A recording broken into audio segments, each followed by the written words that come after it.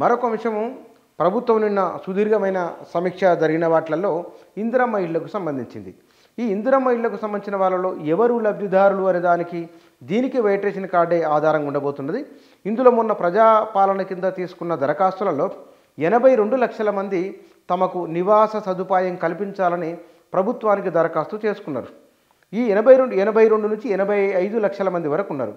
ఈ 85 లక్షల మందికి ప్రభుత్వము వారిని ఆ మొత్తం దరఖాస్తులను స్క్రూటినీ చేయాలి.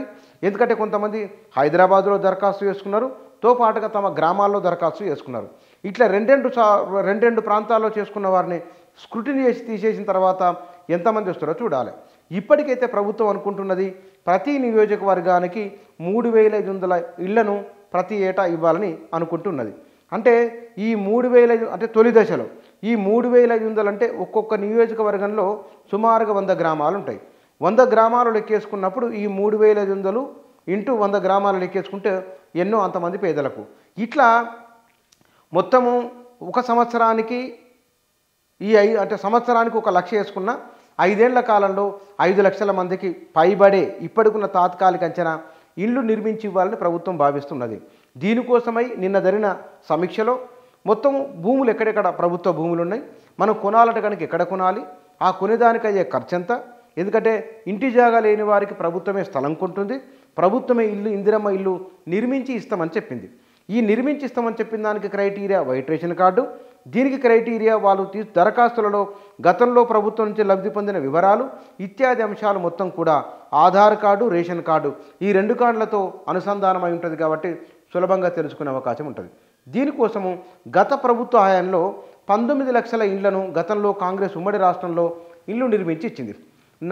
సుమారుగా 4.5 లక్షల ఇందిరమ్మ ఇళ్ళు అవి వివిధ దశల్లో ఆగిపోయి ఉన్నాయి. ఈ ఆగిపోయిన ఇళ్లను మళ్ళీ పూర్తి చేయడానికి అయ్యే ఖర్చు ఎంత? ఇప్పుడు మొత్తం తెలంగాణలో ఉన్న మునుపటి పాత 10 జిల్లాల్లో ఈ పాత 10 జిల్లాల పరిధిలో 4,30,000 నుంచి 40,000 ఇండ్లు సగంలో ఆగిపోయి ఉన్నాయి. ఈ 4,30,000 లబ్ధిదారులకు వారికి డబ్బులు ఎట్లా ఇవ్వాలి? ఆ ఇళ్ల నిర్మాణాన్ని పూర్తి కావడానికి ఈ రోజు బట్టి చూస్తే కనుక అవుతున్న అదనపు ఖర్చు ఎంత?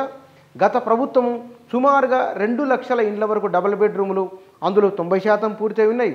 మొత్తము పూర్తయి లబ్ధిదారులకు పంపిణీ చేయడానికి సిద్ధంగా ఉన్నాయి.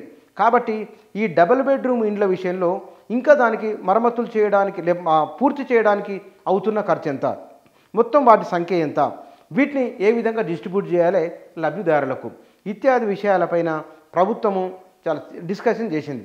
దీంతో పాటుగా ఈ గృహ నిర్మాణ శాఖకు సంబంధించిన అంశాలు దీనికి ఉన్న ఆస్తులు ఏమున్నాయి, దీనికి అప్పులు ఏమేమి ఉన్నాయి, దీనికి వస్తున్న ఆదాయం ఎంత ఉన్నది, ఈ విషయాలన్నిపైన కూడా ముఖ్యమంత్రి రేవంత్ రెడ్డి అధికారుల ద్వారా సమాచారం తెలుసుకున్నారు.